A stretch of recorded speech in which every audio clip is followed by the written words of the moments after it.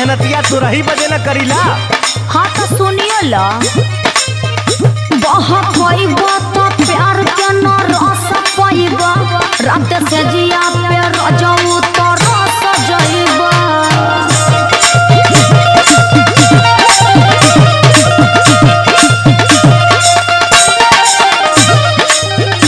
बहुत पैबा तो प्यार के न रस पैबा रात से जिया पे रजऊ तो रस जइबा।